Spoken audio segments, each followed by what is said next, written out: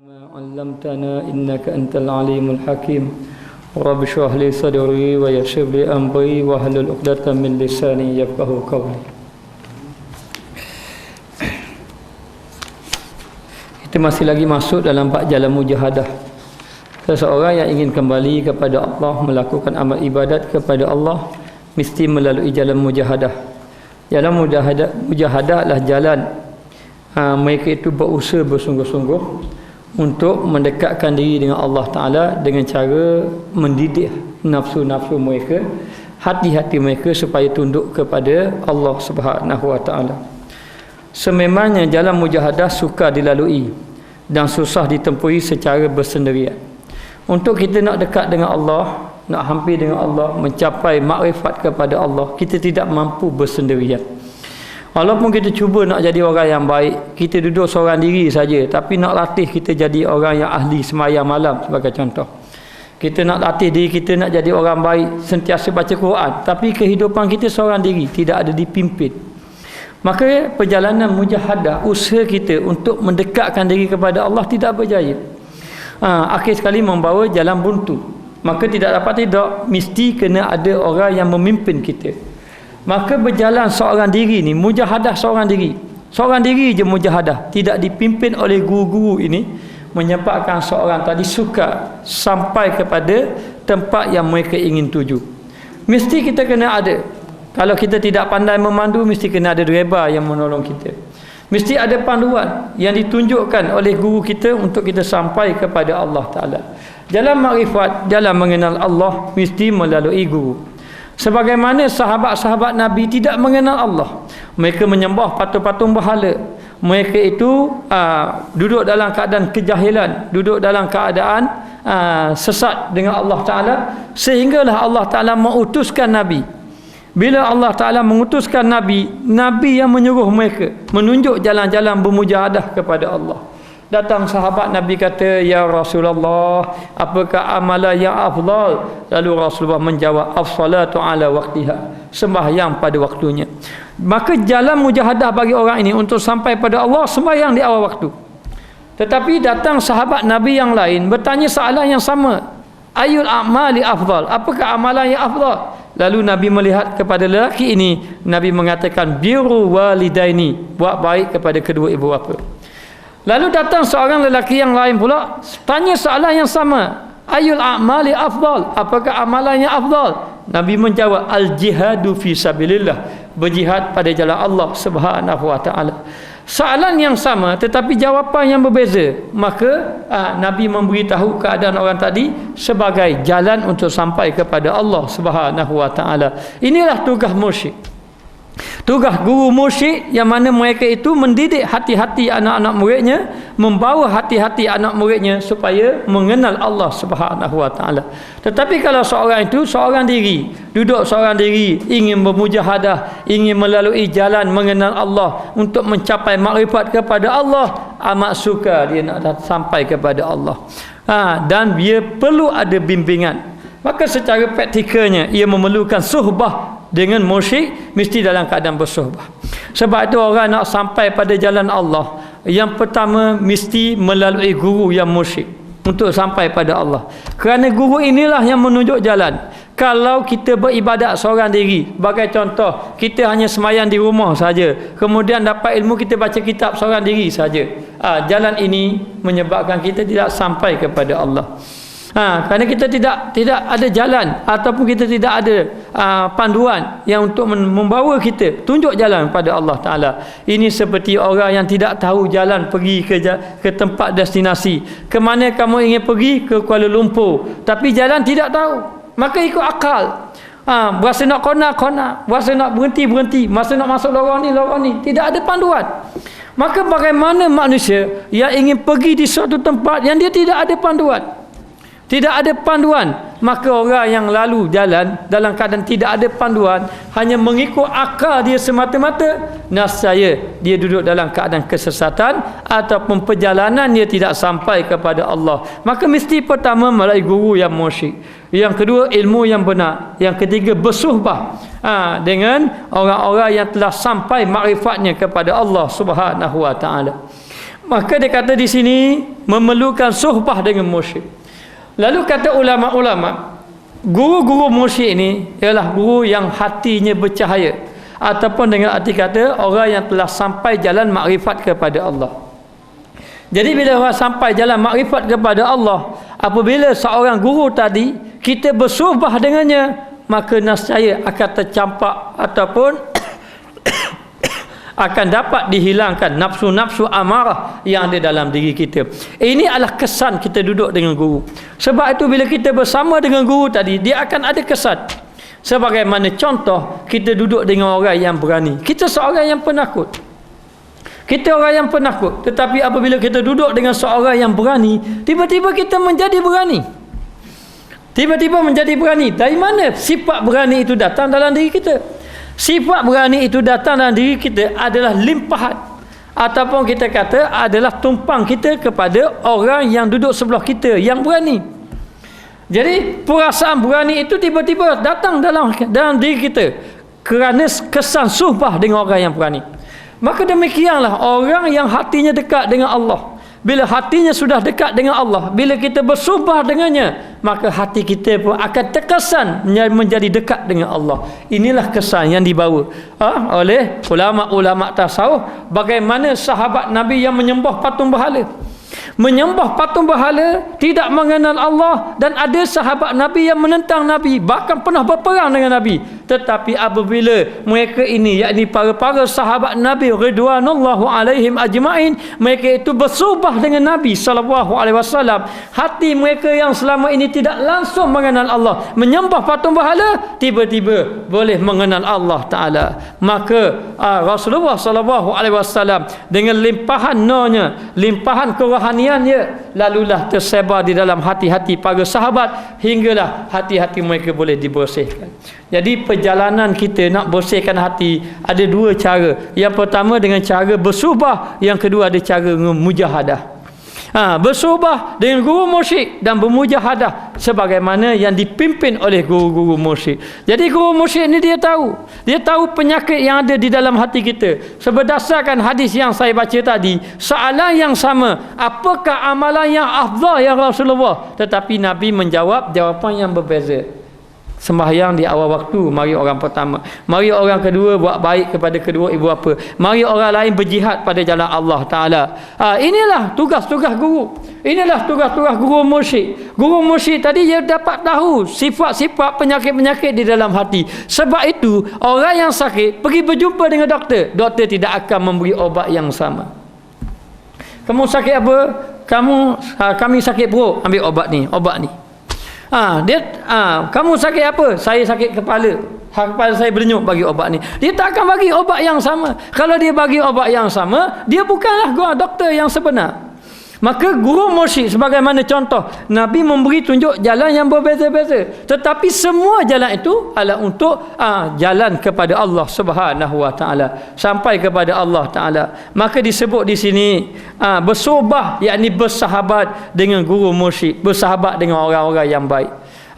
Kata guru saya, bila kita bersahabat dengan orang-orang yang baik, maka pancaran kebaikannya akan masuk dalam hati kita. Tetapi kalau kita bersuhbah dengan orang-orang yang buruk akhlaknya, maka pancaran buruk akhlaknya akan tersemasuk di dalam hati kita. Maka tidak mesti kita kena bersuhbah dengan guru yang mursyid. Dan guru mursyid ini, di antara tandanya, yang pertama, apabila dia bercakap menambahkan ilmu, kita duduk dengan dia akan tambah ilmu.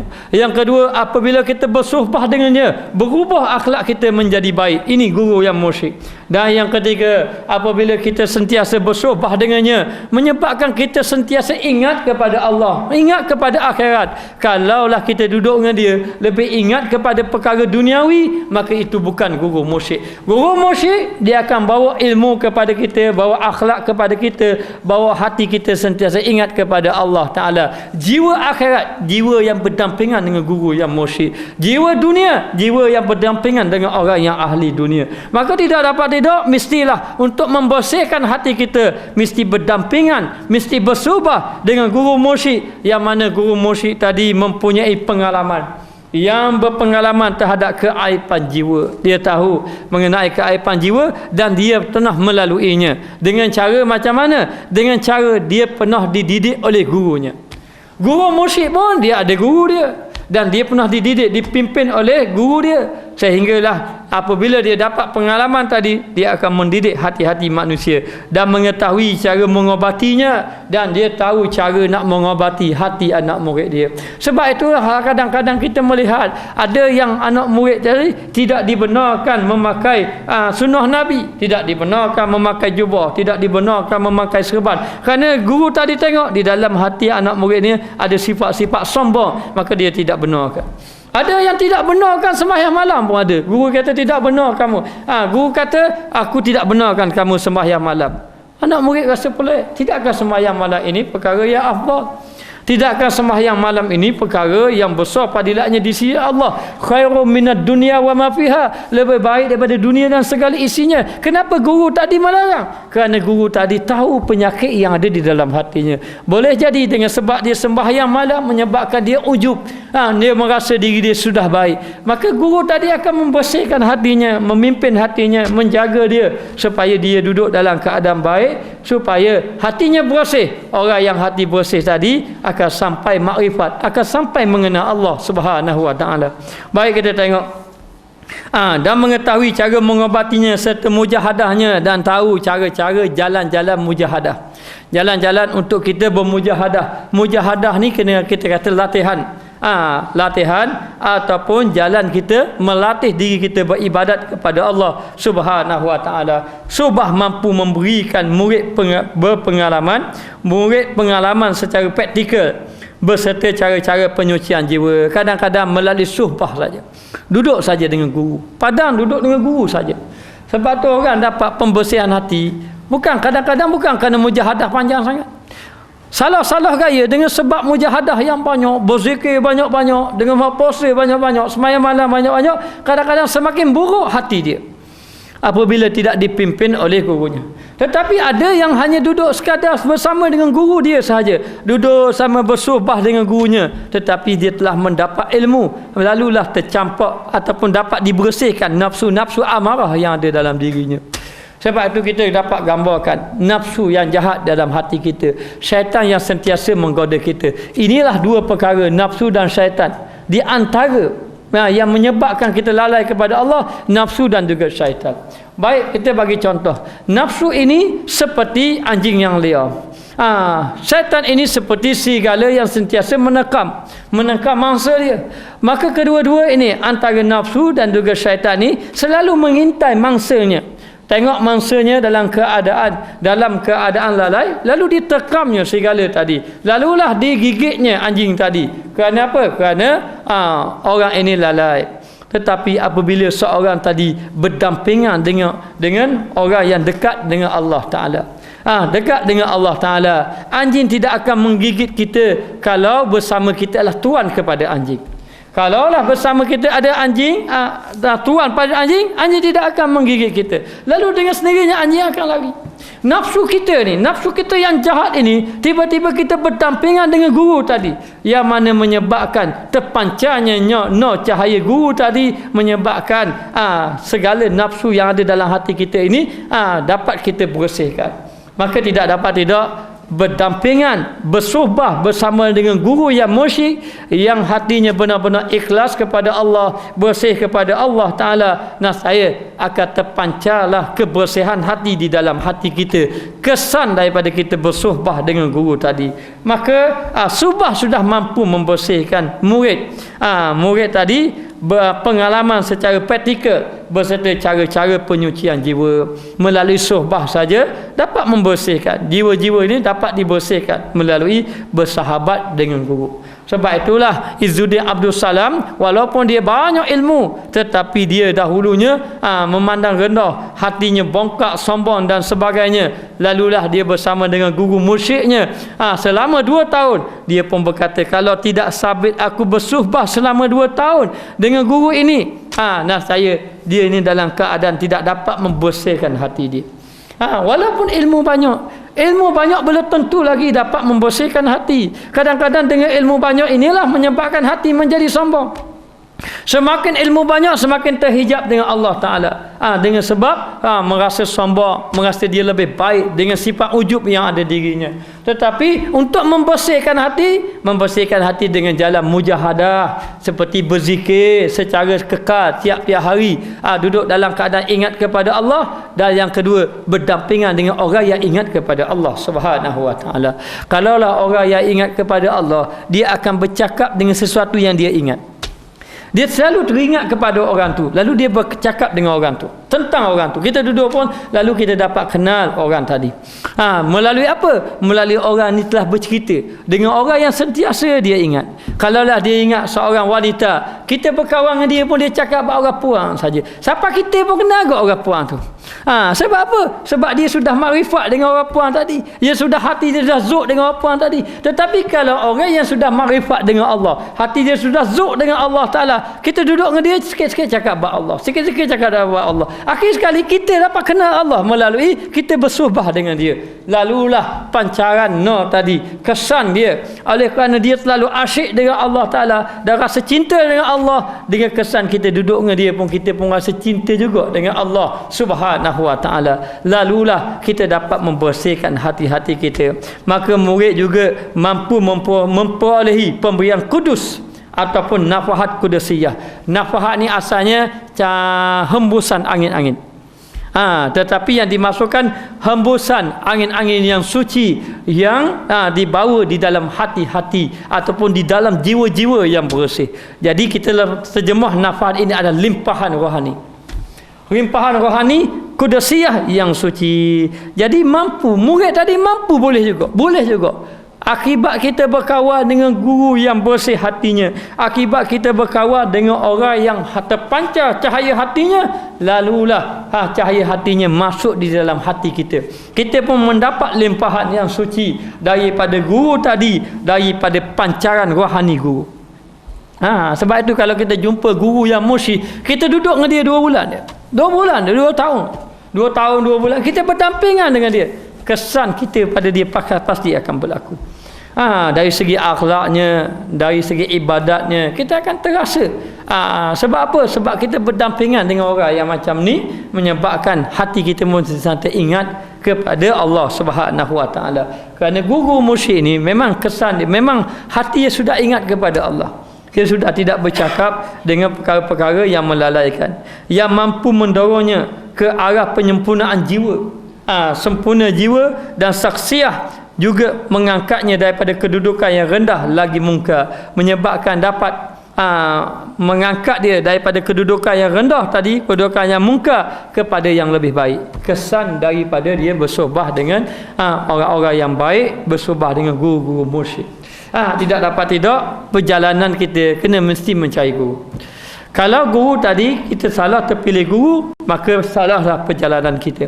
Kalaulah kita memilih guru yang benar, maka perjalanan kita pun akan benar, akan sampai kepada Allah Ta'ala. Tetapi kalaulah kita bersuhbah dengan guru yang dekat hatinya dengan Allah, nasaya hati kita pun akan dekat dengan Allah Ta'ala. Dan kalau kita bersuhbah dengan orang yang banyak lalai kepada Allah, maka hati kita pun akan lalai kepada Allah Subhanahu Wa Ta'ala. Jadi cukuplah kita boleh mencapai makrifat kepada Allah dengan syarat kita bersuhbah. Apa makna bersuhbah? Sentiasa bersahabat dengan guru tadi, sehingga kan guru tadi dapat mendidik hati kita, mentabiah hati kita, selalu mengambil perak tentang diri kita, dan sentiasa membimbing kita supaya kita tidak lalai kepada Allah Subhanahu Wa Ta'ala. Maka Rasulullah sallallahu alaihi wasallam adalah mursyid yang pertama. Maka mesti cari mursyid. Sahabat Nabi tidak mengenal Allah kecuali berjumpa dengan mursyid, kecuali berjumpa dengan Rasulullah. Maka Rasulullah lah yang mengenalkan Allah.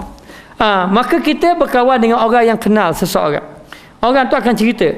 Kita berkawan dengan orang yang mengenal Allah. Orang tu akan menceritakan tentang Allah, akan memimpin kita, membawa kita supaya kita ingat kepada Allah Subhanahu Wa Ta'ala.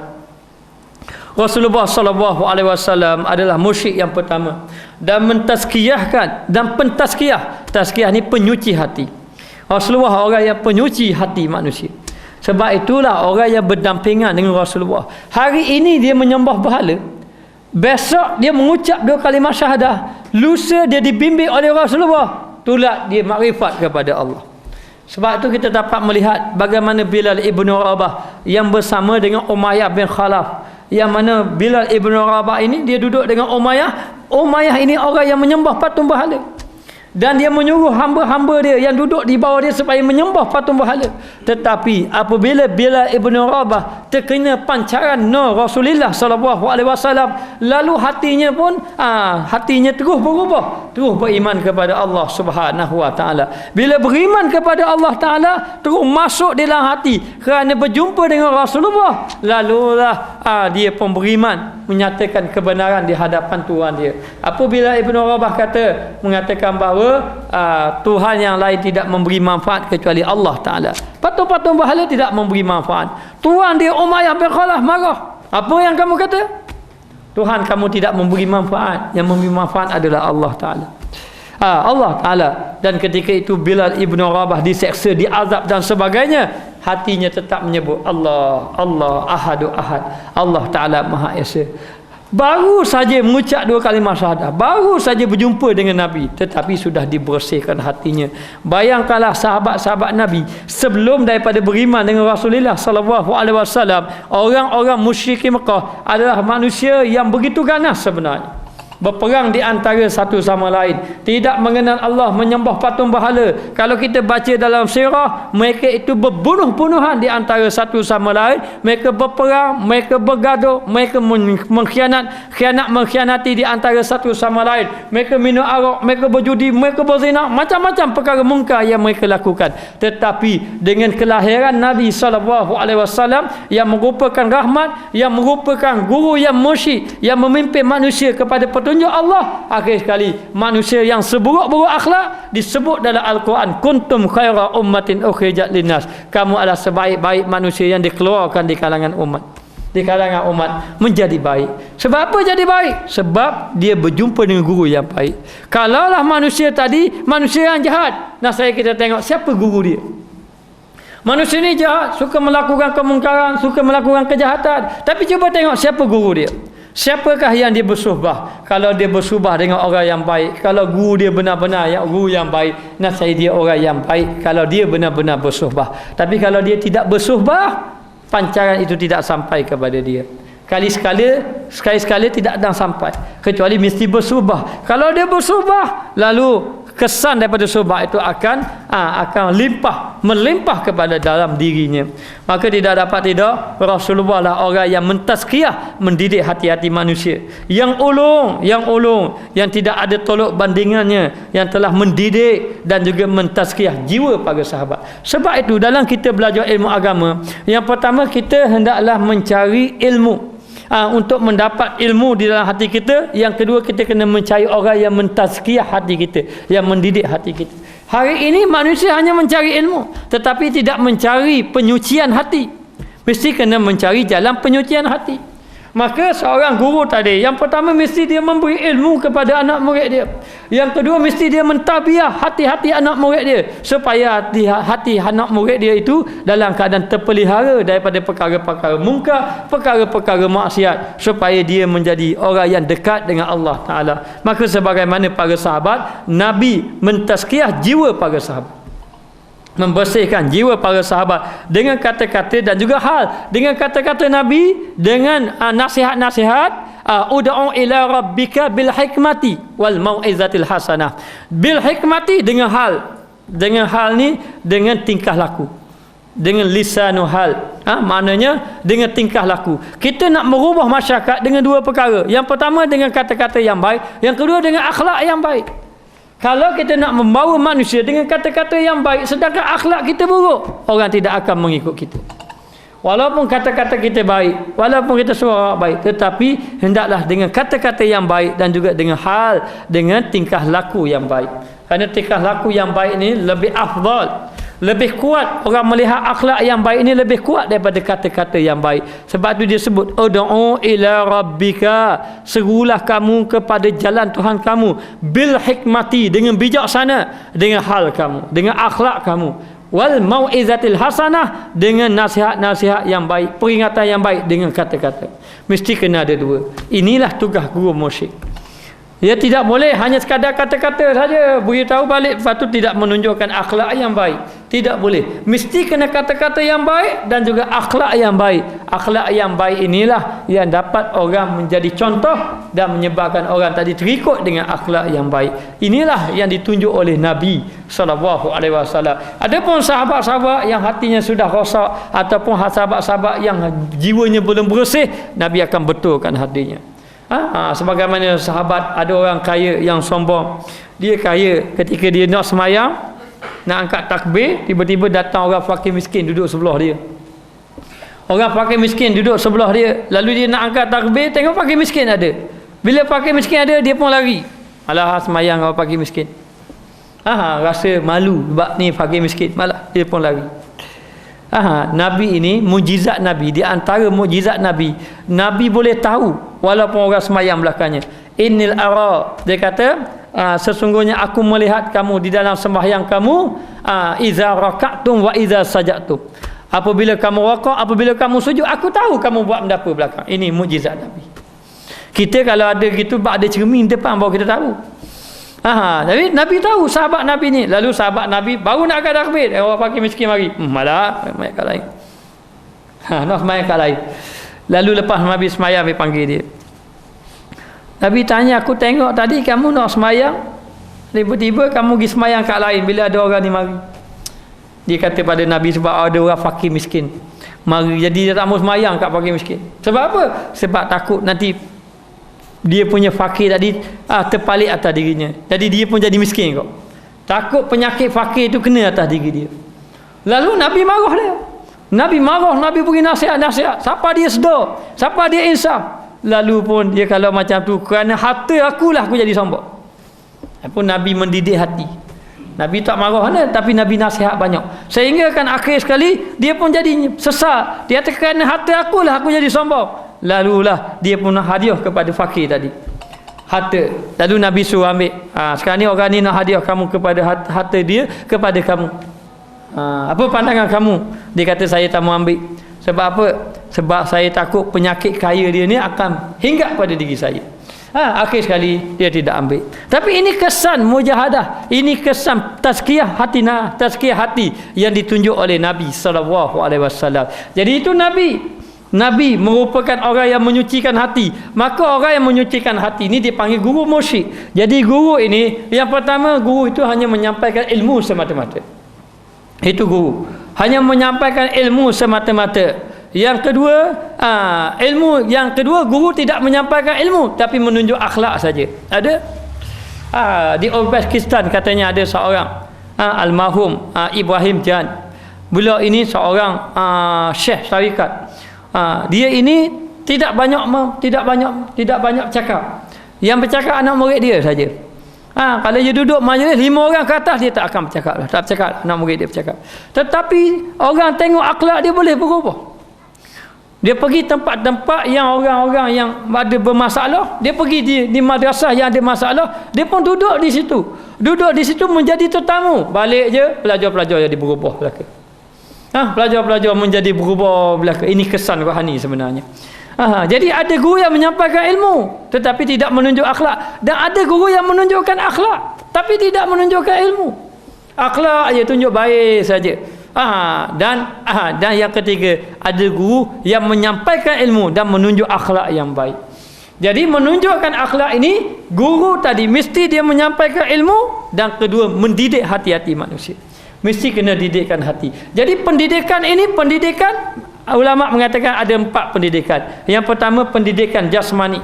Biar jasad kita ini perlu dididik juga. Dengan adanya sukan. Sahabat Nabi di antara sunnah Nabi suka memanah, main kuda, itu sunnah Nabi sebagai pendidikan jasmani. Yang kedua pendidikan akal, disampaikan ilmu-ilmu supaya sahabat-sahabat dapat ilmu, disuruh menghafal hadis-hadis. Ini pendidikan akal. Ketiga pendidikan nafsu. Nabi tunjuk akhlak, Nabi memberi nasihat-nasihat dengan peringatan-peringatan yang baik, nasihat-nasihat yang baik. Yang keempat pendidikan rohani. pendidikan rohani dengan bersuhbah dengan Nabi SAW. Jadi dengan cara bersuhbah bersama dengan Nabi, mendapat mendidik rohani ataupun menjadi akhlak menjadi baik. Maka firman Allah Subhanahu wa taala dalam surah Jumaat ayat yang kedua, Allah taala berfirman, huwallazi ba'atsa fil ummiyina rasulan minhum yaslu alaihim ayatihi wa yuzakkihim wa yuallimuhumul kitaba wal hikmah wa in kanu min qablu la fi dhalalin mubin. Dialah, yakni Allah Ta'ala, yang mengutuskan pada kaum yang buta huruf seorang Rasul.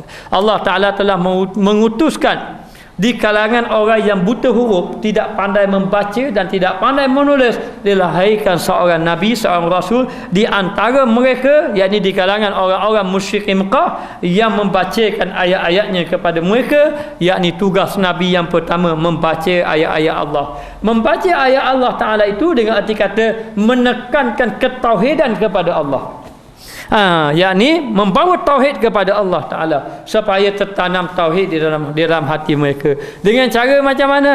Nabi SAW peringkat awal mengajak sahabat Nabi berzikir, hanya menyebut la ilaha illallah. Sebelum turun ayat mengenai sembahyang, hanya disuruh berzikir la ilaha illallah, la ilaha illallah. Kerana kalimah ini ibarat baja. Apabila baja tadi ditanam di dalam bumi yang subur, diletak baja, selalu disiram, akan melahirkan pokok yang kukuh, yakni melahirkan akidah yang kukuh. Sebab itu sahabat Nabi yang telah dibaca ayat Allah, disebut kalimah tauhid, dipahamkan ketauhidan kepada Allah Ta'ala, mereka sentiasa sebut nama Allah, hati mereka betul-betul mantap kepada Allah. Bila mantap kepada Allah, sahabat Nabi, bila dia benar-benar beriman, walaupun orang-orang musyrikin Mekah seksa macam-macam penyiasaan, Sumayyah, wanita yang pertama mati syahid selepas beriman dengan Allah, dengan Rasulullah SAW, walaupun di hadapan matanya ada tombak yang dipegang oleh Abu Jahal, ketika itu nak membunuh dia, beri pilihan yang terakhir, sama ada nak tinggalkan agama Muhammad ataupun kembali kufur kepada Allah Ta'ala. Dia tidak sanggup hidup dalam keadaan kufur, lalu dia sanggup mati kepada Allah Ta'ala. Kenapa? Kerana kalimah tauhid sudah ada di dalam hati. Sebab tu Nabi yang pertama menekankan kepada tauhid. 13 tahun ayat tentang tauhid saja, supaya mereka beriman dengan Allah Ta'ala. Dan wa yuzakkihim, mensucikan mereka, membersihkan hati-hati mereka. Jadi membersihkan, menyucikan, yang pertama menyucikan akal, supaya akal ini tidak lagi bergantung kepada makhluk, bergantung kepada Allah. Sucikan akal-akal mereka. Sucikan akal. Yang kedua, sucikan nafsu mereka. Nafsu mereka, nafsu yang ingin kepada dunia, nafsu yang ingin kepada keseronokan, nafsu yang ingin kepada kemewahan, nafsu yang ingin kepada kelalaian, dibersihkan nafsu-nafsu mereka. Dan yang ketiga, penyucian hati daripada penyakit hasad-hasad dengki, ujub, sombong, takabur dan sebagainya, dibersihkan. Nabi bersihkan hati-hati mereka, sehingga kan mereka menjadi bersih hatinya. Inilah dipanggil tasawuf. Sebab itu penyucian dia diturunkan ayat Al-Quran. Allah Ta'ala mengatakan yaslu alaihim ayatihi, dibaca ayat-ayat Allah, yakni dimasukkan tauhid di dalam hati-hati manusia. Wa yuzakkihim, dibersihkan, yakni ditazkiyahkan hati-hati mereka, yakni diberi tasawuf di dalam hati-hati mereka. Tauhid, kemudian diberi tasawuf, penyucian hati. Kemudian barulah disebut wa yuallimuhumul kitaba wal hikmah, dan mengajar kepada mereka kitab dan juga hikmah. Hikmah di situ sunnah Nabi SAW. Lalulah diajar kepada mereka kitab, yakni tentang hukum hakam Allah Ta'ala, baru dimasukkan fiqh. Tauhid, tasawuf, fiqh yang Nabi bawa dalam perjalanan dakwah Nabi SAW. Dan dia kata sesungguhnya mereka sebelumnya benar-benar dalam keadaan kesesatan yang nyata, maka mereka, yakni orang-orang kafir musyrikin Mekah, duduk dalam keadaan sesat yang nyata. Jadi mereka mendapat jalan hidayah Allah melalui siapa? Melalui Nabi. Nabi itu adalah guru musyrik. Guru musyrik yang pertama. Lalu orang yang ingin membersihkan hatinya mesti mencari guru musyrik.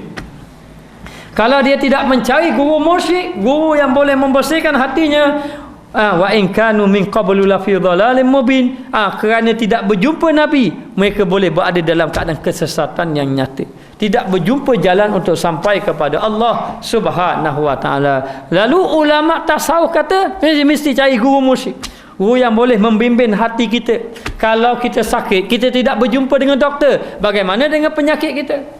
Lalu kita nak buat ubat kita sendiri. Kita sakit kepala, kita cari ubat kita sendiri. Kenapa? Jumpa kau kayu buat. Oh, ni ubat sakit kepala buat. Boleh gitu? Kita tidak tahu. Akhir kali apa yang berlaku? Boleh jadi kita nak buat ubat. Sebab kita tambah dengan guru ni, doktor-doktor kita tambah. Doktor-doktor kita tambah. Sedangkan kita sakit, hati kita sakit. Kita ada penyakit. Ada orang penyakit darah tinggi. Ada orang penyakit kecil manis. Ada orang penyakit barah. Macam-macam penyakit. Pergi berjumpa dengan doktor. Kerana doktor boleh menyembuhkan hatinya. Kalaulah penyakit jasad pergi cari doktor, kenapa penyakit hati tidak ada doktornya? Kenapa penyakit hati tidak ada doktor? Yang Nabi SAW turun, Allah Ta'ala lahirkan Nabi di kota Mekah. Untuk apa? Untuk menjadi penyuci-penyuci hati manusia. Kerana manusia dalam keadaan penyakit.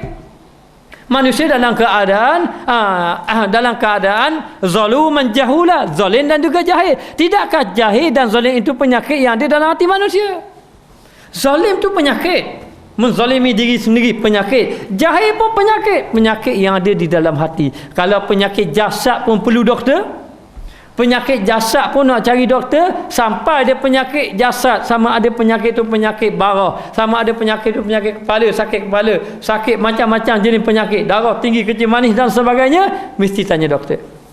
Macam mana nak ubat penyakit saya, doktor akan beri. Mu sakit apa? Sakit kecil manis, makan ni. Mu sakit apa? Darah tinggi, makan ubat ni. Sakit apa? Sakit manis. Kalaulah penyakit jasad begitu banyak jenis penyakit, penyakit hati pun jenis-jenis banyak penyakit. Ada sombongnya, ada riaknya, ada ujubnya, ada sum'ahnya, maknanya macam-macam. Ada hasadnya, ada takaburnya. Ini semua penyakit-penyakit hati. Jadi penyakit hati ini perlu kepada doktor. Maka mesti kena ada guru. Bila kita kena ada guru, doktor tu dia akan tengok penyakit ni. Ada yang jenis doktor tengok, ni pakai ambil obat makan sendiri rumah. Ambil ubat makan sendiri rumah. Ada yang jenis penyakit doktor kata kamu kena masuk wad. Masuk wad, doktor suruh pada tengok sekali-sekala, seminggu tengok sekali, tengok perkembangan. Ada yang kena dikuarantinkan, dia letak dalam satu bilik yang khusus dan doktor kena tengok tiap-tiap hari. Kena tengok tiap-tiap hari, tengok di atas kadar penyakit-penyakit. Jadi demikianlah manusia ini, dia kena sedar kita ni banyak penyakit yang ada di dalam hati kita. Maka kena mencari doktor, kerana kita seorang yang sakit. Orang sakit, jiwa kita sakit, kita zalim diri kita, kita ahli buat suka, hati suka kepada maksiat.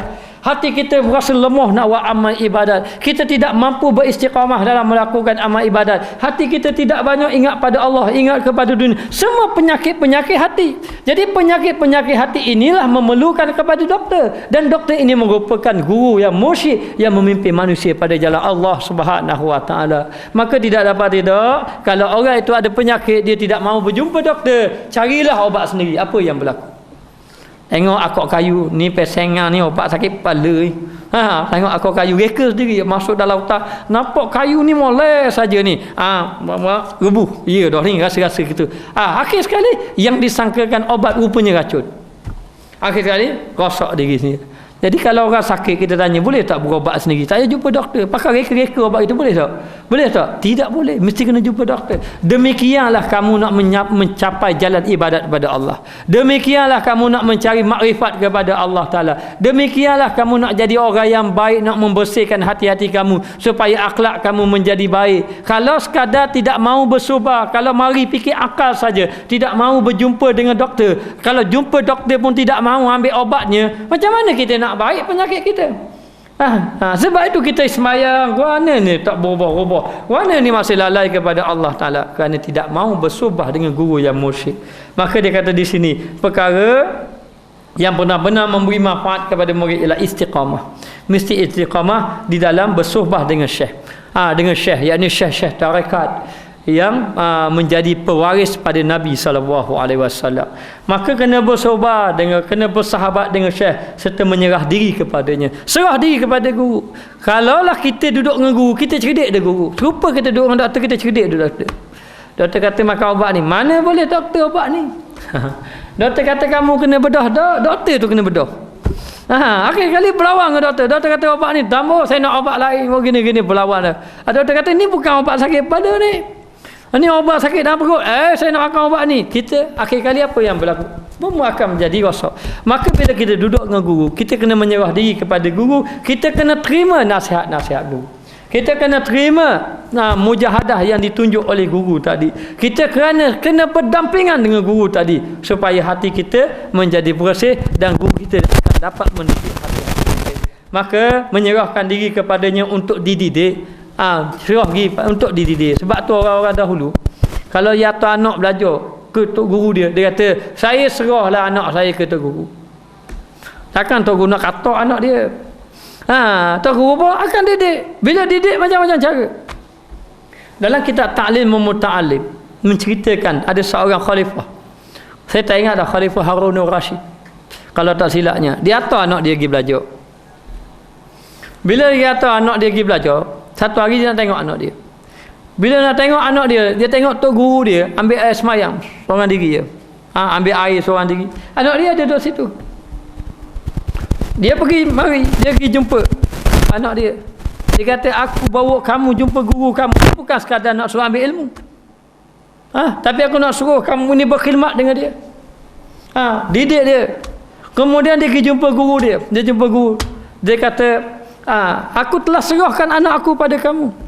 Jangan kamu menyampaikan ilmu saja, didik dia. Nanti kamu biarkan dia macam tu, takut berlaku kesombongan dalam dirinya. Sedangkan tok guru dia segar ni anak khalifah, ni anak orang-orang hebat, nak minta tolong pun takut dia, takut tak sedap. Tetapi kata ayah dia, tidak, aku suruh kamu mendidik, bukan saja menyampaikan ilmu, dan kedua mendidik hati-hati manusia. Didik hati-hati manusia. Ini tugas guru mursyid. Sebab tu kita belajar dalam bab ilmu tasawuf, dia tidak boleh hanya sekadar menyampaikan ilmu saja, bahkan disuruh kita supaya hati kita terdidik, ataupun guru hendaklah mendidik hati-hati anak muridnya. Anak muridnya bila ingin hatinya terdidik, maka hendaklah dia menyerah diri dia kepada guru, sebagaimana doktor pesakit menyerah diri kepada doktornya. Maka dia kata, apabila syaitan mencampakkan ke dalam hati murid penyakit cenderung kepada perkara batil dan merasa diri serba cukup, dia mula takjub pada diri sendiri, lalu rasa ujub dalam diri sendiri, merasa diri tidak berhajat kepada berdampingan dengan guru, lalu dia gagal dan berhenti dalam perjalanan yang disangkanya dia masih berjalan. Apabila seorang anak murid ni dia merasakan dia tak perlu duduk dengan guru tadi, dia merasa guru ni tak benar, hanya boleh ambil ilmu situ, berdampingan guru tak penting bagi dirinya, ataupun dia merasakan bahawa cukup dah, dia sudah cukup, tak perlu dah, bahkan dia merasakan guru dia ni ada tak sempurna dibandingkan dengan diri dia. Dalam bab ni guru dia tak bagus contohnya, ataupun dia merasakan tidak berapa pentinglah berdampingan dengan guru ni, tak perlu berdampingan dengan guru. Lalu dalam keadaan macam tu, dia pun merasa diri dia sudah cukup, dia merasa dia sudah baik, ataupun dia merasakan dia ini sudah rasa kagum dengan dirinya, maka sebenarnya dia itu telah gagal berjalan untuk sampai kepada Allah. Dia telah gagal dan dia dikira orang sudah berhenti berjalan pada Allah. Sebab tu kita kena ingat yang disebut di dalam ayat, wa ma khalaqtul jinna wal insa illa liya'budun, tidak aku jadikan jin dan manusia kecuali mengabdikan diri kepada Allah, mengabdikan diri kepada Allah dalam keadaan mencapai makrifat kepada Allah. Jadi ibadat kita nak menghala ke mana? Seorang guru mesti pimpin anak murid dia. Aku nak bawa anak murid aku biar sampai makrifat pada Allah. Masalah bila itu serah pada Allah.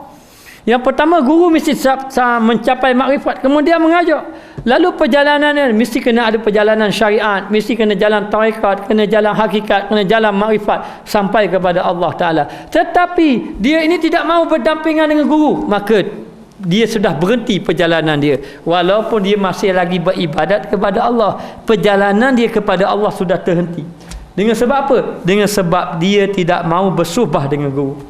Maka dia kata, lalu dia gagal dan berhenti dalam perjalanan yang disangkanya dia masih berjalan. Dia sangka wusul, sedangkan dia terputus. Dia sangka wusul, dia sangka sampai. Dia sudah sampai, dia sudah baik ibadat, tetapi kalau dia berpisah dengan guru, sebenarnya dia terputus dengan guru, dengan Allah Ta'ala. Sebab itulah seorang anak, dia mendapat redha Allah dengan redha kedua ibu bapa.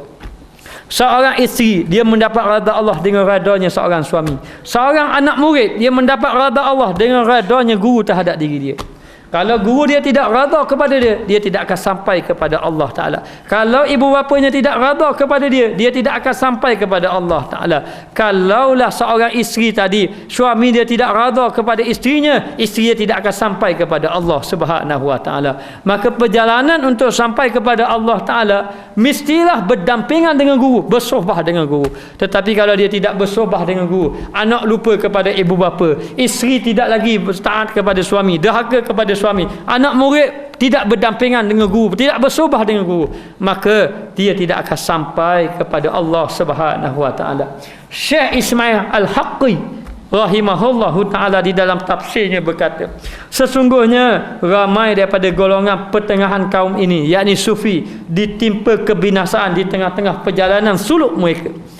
Suluk ini ialah latihan perjalanan untuk sampai pada Allah, ataupun perjalanan untuk sampai kepada Allah. Dia tidak sedar ramai juga orang-orang yang melalui jalan sufi ini, dia binasa di tengah jalan, iaitu ketika jemu dan bosan bermujahadah ataupun berriyadhah. Apabila dia sudah bosan, mujahadah, berzikir tiap-tiap hari semalah, dia bosan, mujahadah lawan dirinya bosan, ataupun berriyadhah. Riyadhah ni maknanya melalui latihan-latihan. Bosan dengan latihan-latihan yang ditunjukkan oleh guru tadi, saat itu syaitan akan mewaswaskan dia. Syaitan akan waswaskan dia dan membisikkan bahawa mereka telah sampai ke satu peringkat kedudukan yang tidak lagi berhajat kepada suhbah dan juga taslim. Taslim ni menyerah diri kepada syekh.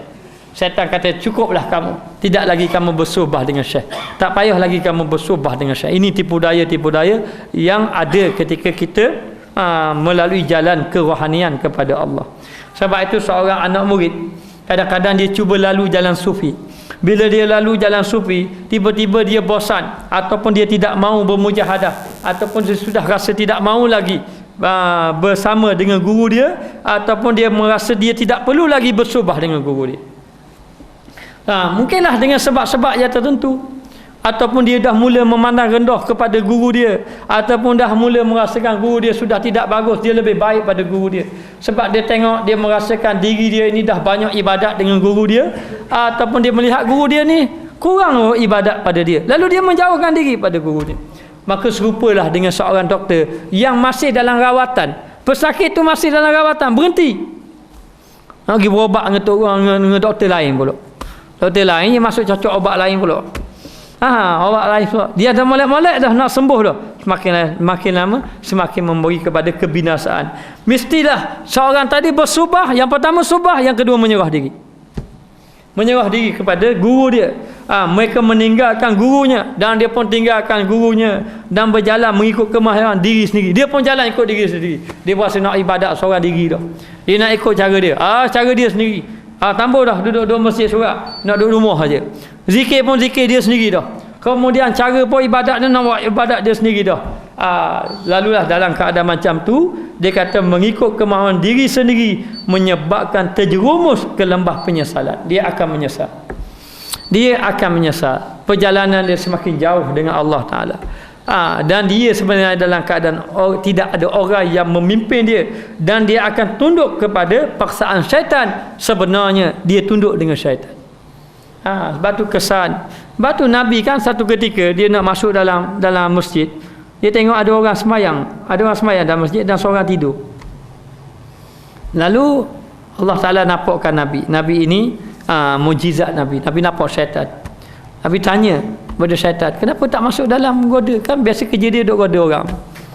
Dia kata kerana dia takut. Nabi pun tengok dalam masjid ada dua orang, seorang tidur, seorang duduk semayang. Nabi tanya, dengan siapa yang kamu tidur? Kamu takut? Dia kata takut dengan orang yang tidur. Orang semayang tak takut, orang tidur takut. Lalu ditanya kenapa? Yang tidur itu lalai pada Allah. Yang tidur itu lalai kepada Allah, tetapi yang semayang itu ingat pada Allah. Dia kata yang tidur itu orang yang takut pada Allah. Yang tidur itu orang yang ingat, orang alim yang ingat pada Allah. Yang semayang lalai itu orang yang semayang itu lalai pada Allah.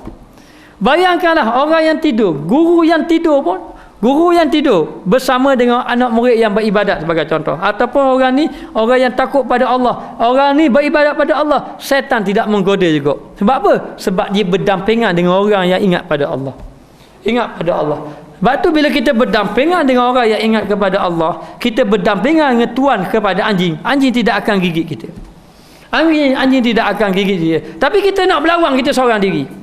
Kita nak berlawan dengan seorang diri sebagaimana yang dicerita oleh Imam Al-Ghazali dalam kitab Minhajul Abidin.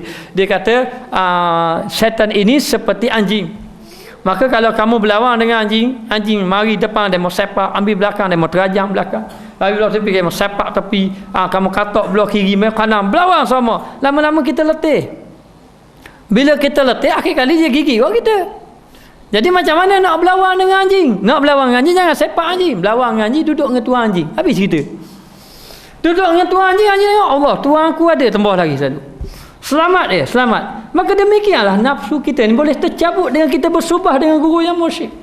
Nafsu kita boleh jadi tercabut, hati kita boleh dekat dengan orang yang ingat kepada Allah Ta'ala.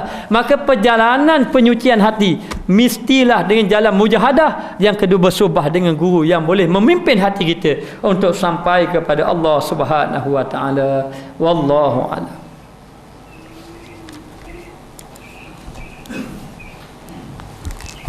Bismillahirrahmanirrahim. Rabbana zalamna anfusana wa illam taghfir lana wa tarhamna lanakunanna minal khasirin. Wa sallallahu ala sayidina Muhammad wa ala alihi wa sahbihi wa sallam. Walhamdulillahirabbil alamin.